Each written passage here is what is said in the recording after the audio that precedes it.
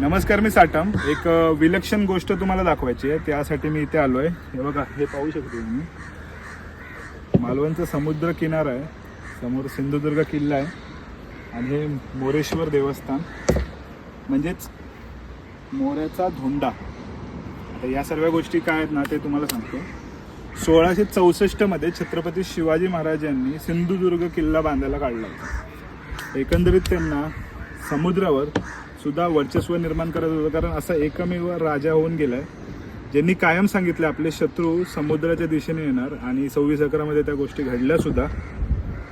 तर ह्याच छत्रपती शिवाजी महाराजांना माहिती होतं की जर आपल्याकडे नौदल नसेल म्हणजेच आर्मर नसेल तर आपण जगत जिते बनू शकत नाही. चोल राजाच्या वेळेला जे समूळ नष्ट झालेलं नौदल होतं ना, त्याची परत एकदा उभारणी छत्रपती शिवाजी महाराजांनी केली, आणि त्यातील सर्वात महत्त्वाचा माणिक मोती म्हणा तो म्हणजे सिंधुदुर्ग. छत्रपती शिवाजी महाराज इथे आले होते आपल्या सवंगड्यांबरोबर, म्हणजे तिथे सावतांचं राज्य होतं. त्यावर विजय मिळाल्यानंतर मालवणमधनं ज्यावेळेला छत्रपती शिवाजी महाराज इकडे, हे म्हणजे शेवटचं टोक आलं इथे जिल्ह्याचं, सिंधुदुर्ग आजचा जो जिल्हा, पूर्वीचा रत्नागिरी जिल्हा, तर ह्या जिल्ह्याचं जे शेवटचं टोक हे मालवण एका बाजूचं. इथे आल्याच्यानंतर छत्रपती शिवाजी महाराजांना जाणीव झाली होती की इथे आपल्याला एक किल्ला किंवा चौकी प्रस्थापित करणं खूप जास्त गरजेचं आहे.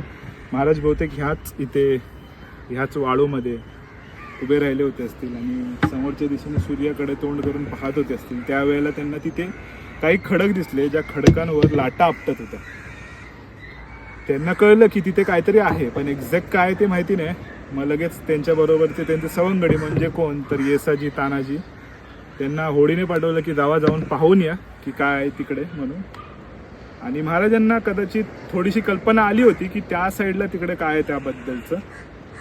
पण काही काळाने ज्या वेळेला रिटर्न आले त्यावेळेला येसाजी आणि तानाजी त्यांच्या चेहऱ्यावरचं एकंदरीत ते चेंज पाहून छत्रपती शिवाजी महाराजांना कळलं होतं, आणि त्यांनी सुद्धा महाराजांच्या मनातलं जाणलं होतं की महाराजांना नक्की काय पाहिजे ते. तिथे त्यांना एक बेट सापडलं, असंच कातळ शिल्पाच्या जे खडकांचं असलेलं बेट, म्हणजे ज्यावर परफेक्टरित्या समुद्रामध्ये सुद्धा बांधणी केली जाऊ शकते असं बेट. त्याला खुलटे बेट असं म्हटलं जातं. काही काळापर्यंत ते बहुतेक इथले जे राज्यकर्ते होते त्यांच्या विस्मरणात गेलेलं बेट होतं, जे छत्रपती शिवाजी महाराजांनी बरोबर ओळखलं. त्यानंतर सुरतेची लूट झाली. सुरतेमधनं जे 1.5 करोड होन लुटले गेले, त्यातून सिंधुदुर्ग बांधला.